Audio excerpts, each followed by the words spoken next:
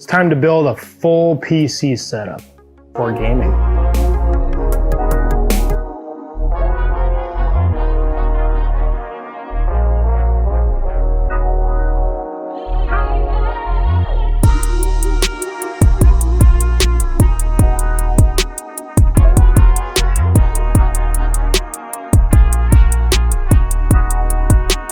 But what do you really need to be able to game most games at near to top-end settings, even some of your AAA titles, or even do some competitive gaming? Well, pretty straightforward.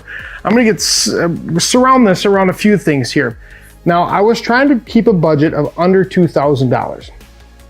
And the reason why is we're talking all in, and we wanted to have a very good and current gen hardware on pretty much everything. So I've been watching a few channels, and this was a monitor that was actually suggested by Linus Tech Tips. They did a recent video on best gaming monitor, 144 hertz gaming monitor for under $200, something along those lines. I can't remember the exact title. And he had compared the Scepter, the Scepter to it was an LG and then some other brand, which was an absolute nightmare. He had nothing but problems with the monitor. So he basically did the review between this and this LG that he had. So you can pick this up for around $160 to $175, depending upon where you get it. So that's where we're gonna start things at, so partially so I can get this out of the way and move on to the next stuff. So we'll come back to the monitor more so at the end, but that is the Scepter E255B gaming monitor. It's 165 hertz refresh rate, a 1 millisecond response time. It is a 1920 by 1080 panel. Again, that's where a lot of people are gonna be gaming, but because of the higher response time, or the refresh rate, I should say, it's gonna be good for competitive gaming, and if you want to have those higher frame rates, which that's still the majority of gaming out there, is the standard HD gaming or 1920 by 1080.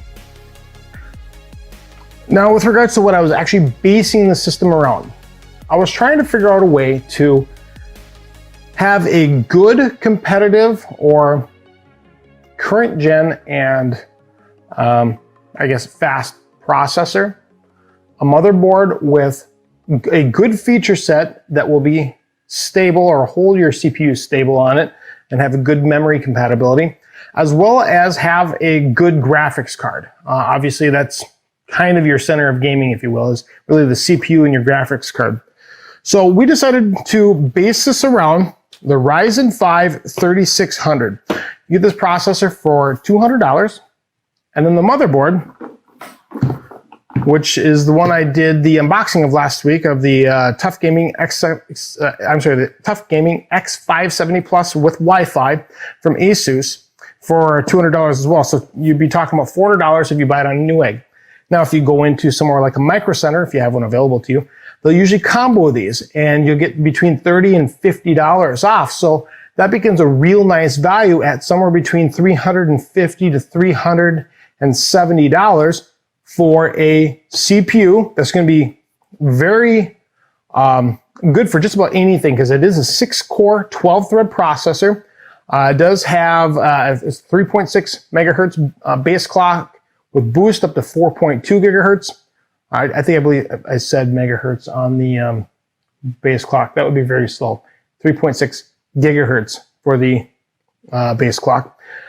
So this will handle a lot. I mean, between gaming and some streaming, and even if you wanted to get into some rendering of sorts, some video processing, whatever, this will work. It just, it's not gonna be like a 9900K, but also this is less in cost than just the 9900K, which is going to bring me to my next point. The reason I didn't go to an Intel system is mostly cost, and the fact that these things are very competitive where they're at.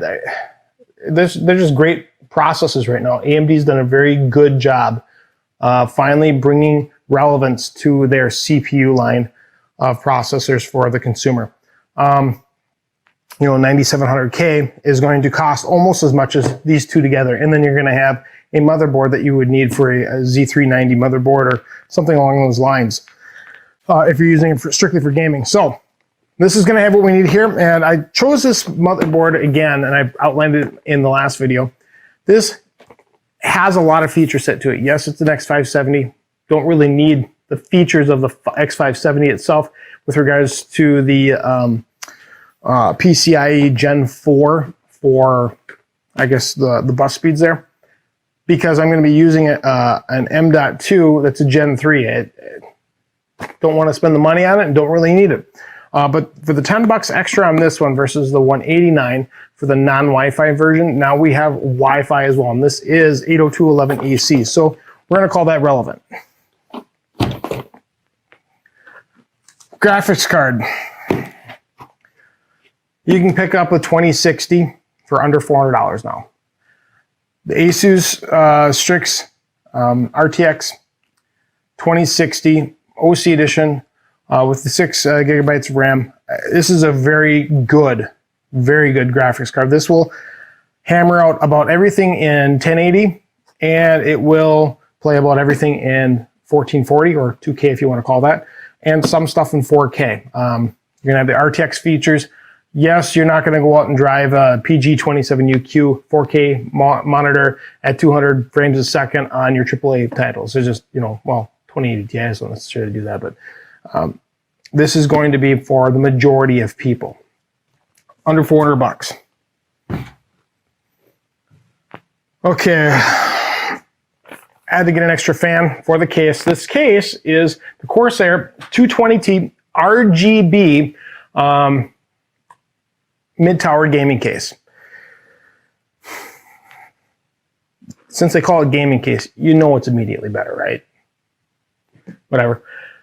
This comes with 3 of the SP120 RGB Pro fans.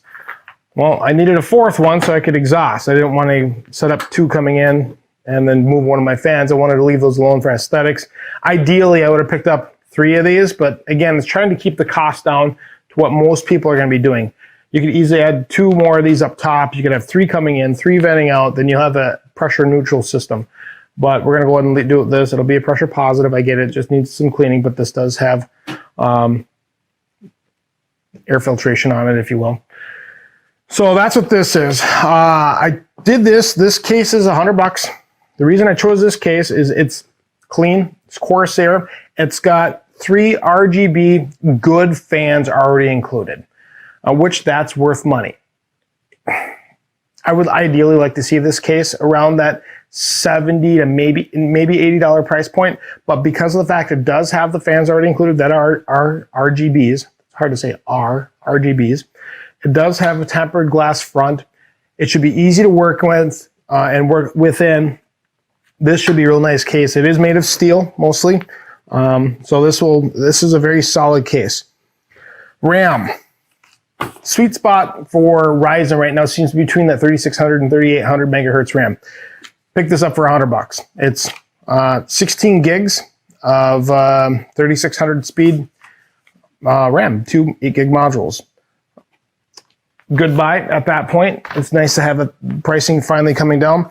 For our storage, we're going to be using, and again, this is kind of a starting point. I could easily put another solid state drive in here for additional storage space for gaming, which I would suggest go out, spend $50-$60 on a 500 to 1 terabyte drive, a solid state drive if you can find one, and stick that in there. But starting off, we're going to go ahead and do a 480 gig M.2 drive from Corsair. It's their MP510. These are really nice drives, and you can get that for $70 to $75. EVGAs, 650 G3. I've used these. Very good power supplies. They have long warranties.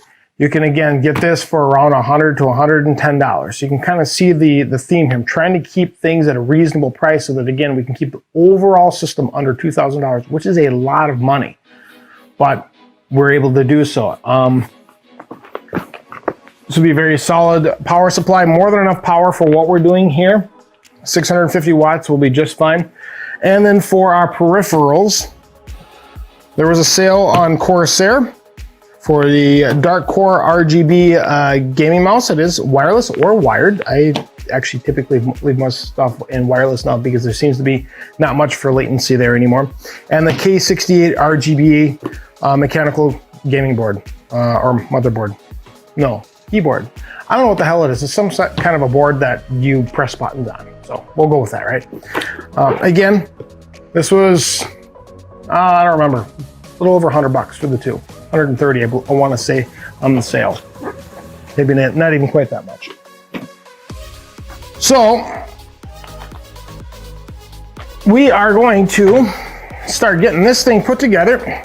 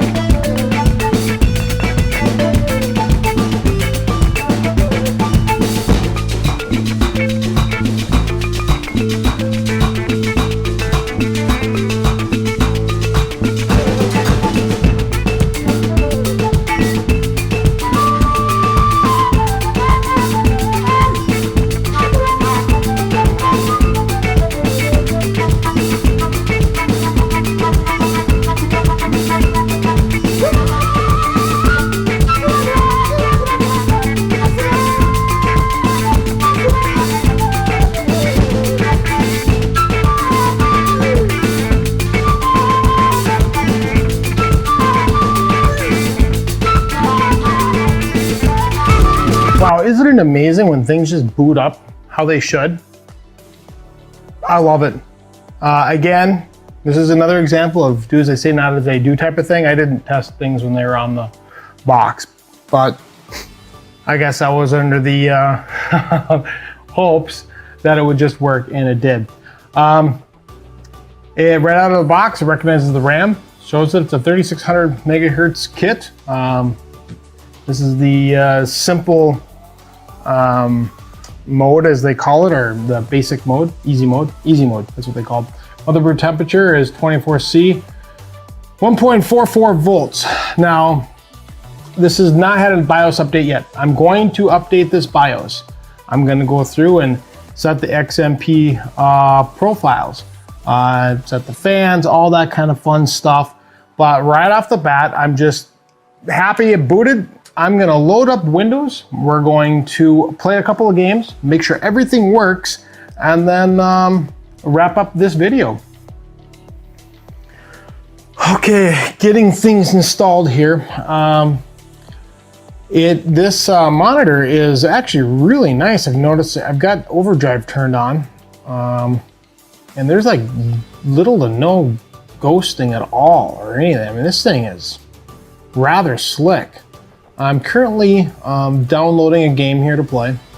I wanted to show that right now the refresh rate is at 165 hertz. I've seen things, this is supposedly overclockable to somewhere between 200 and 244 hertz. I'm not going to play with that because 165 is plenty fine for what he's going to be doing with this machine. Literally, it's just going to be a gaming machine for him. So this is, I guess I didn't mention who this is for.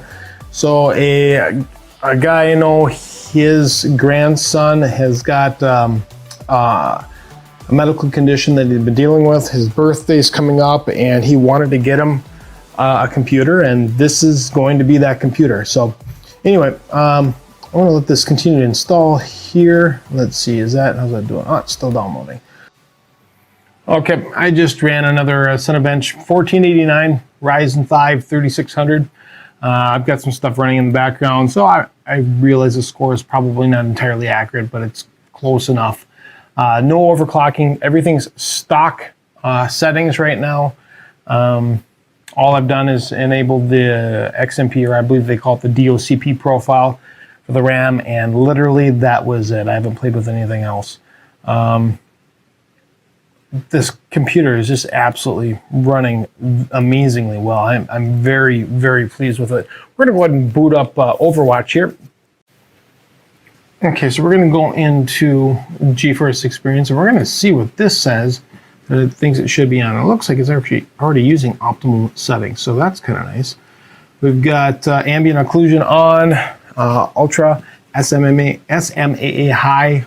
We have full screen for the display mode, obviously, dynamic reflections high, ultra for effects and lighting, local fog, local reflections is on, refraction quality is high, render scale is set, resolution at 1920 by 1080, we know that, shadow is ultra, epic at 16 by for the texture filtering quality, texture quality is at high. This should be awesome. So let's go back in here and play this now. And I'm noticing that we're capping off the frame rates. Obviously, we're still limited by the display itself at 165 for gaming, and we got everything on ultra apparently. I want to just go in here and see where it's setting it at. So we got field of view, okay, VSync is off, buffering thing, okay, those are graphics qualities at ultra. Probably doesn't need to be that high, but let's see how it plays and then we'll come back.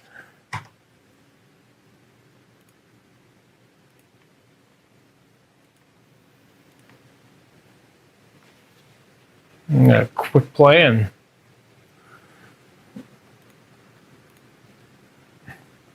okay, so right off the bat, I'm sitting at 126, 115 frames a second, which, you know, that's something for a 1080p. This screen looks amazing. I mean, I don't know if you probably can't really tell this, but wow.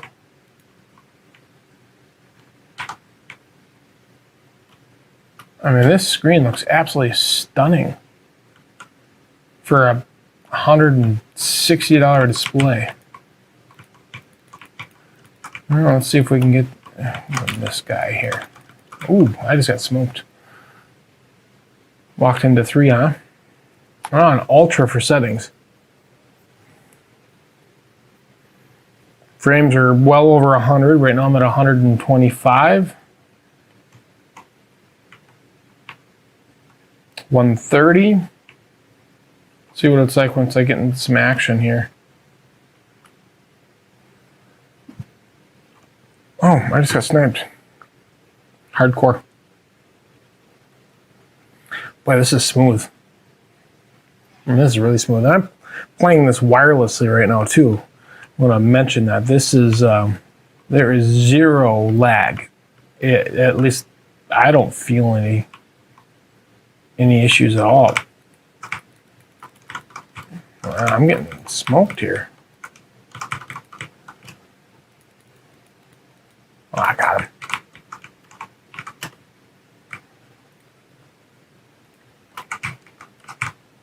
I don't really know where he's at. Oh, there he is.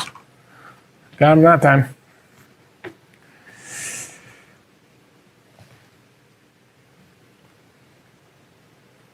I'm really pleased with this. I mean, this is... all I can really say is wow.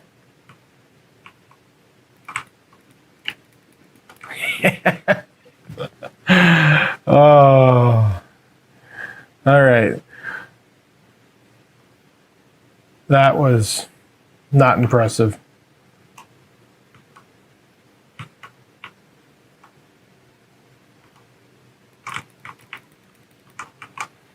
Okay, I'm not obviously amazing at this. At least right now I'm not doing very well. I usually do better than this. I think he's gonna come back and do the exact same thing to me. What do you think?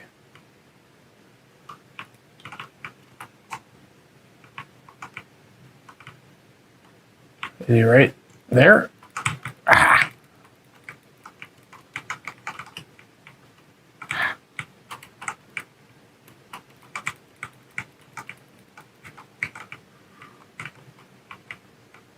What in the world is that dog doing? Ha! That was lucky. I'm not going to pretend that was anything but luck, because that was just pure luck.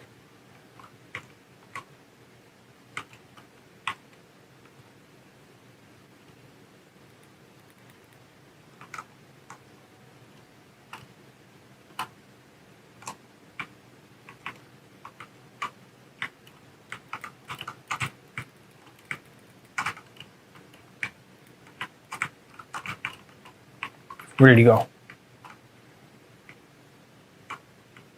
Up. There, he got me.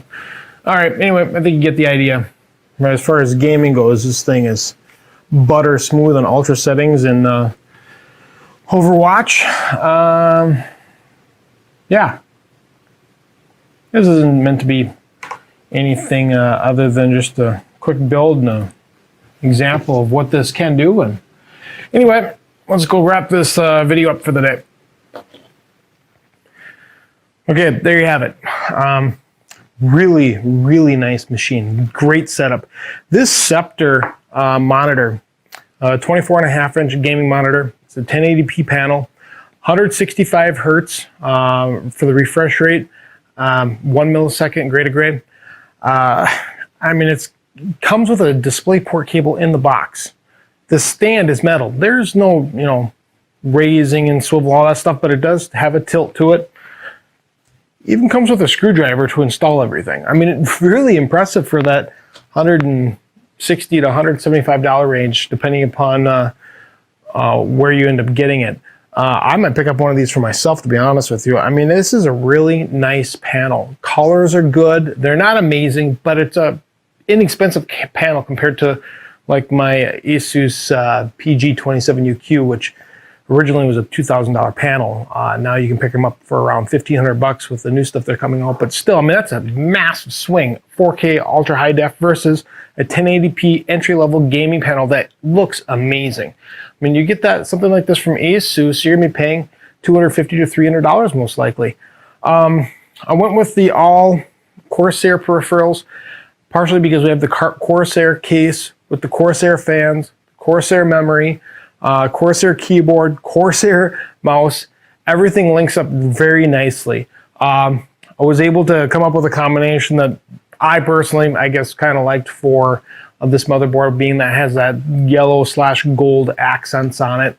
So I did a yellow gold theme, or I'm sorry, a white and gold theme for the lighting in there, and that can be changed at will, obviously, but computer is very snappy. I absolutely love how this Ryzen 5 3600 is running. It's amazing. I mean, obviously we're using it in a game just to kind of get an example. I'm not going to run a gamut of benchmarks out there. Those are out there. Just wanted to build this, put it together, give you an idea of what you could do for an all-in cost for under $2,000. Might be able to pick this up for, if you really are frugal and you shop the hell out of things, you might be able to get around $1,600 for everything. But I mean, that's what it takes to get into a nice gaming rig, and that's what I would consider this, a very nice gaming rig. Anyway, hopefully you liked today's video. If you did, you know what to do. If you didn't like it, you know what else to do. Hopefully it's not that. Please hit that subscribe button for me, as it does help me out. Stay tuned, and we will see you next week. Thanks.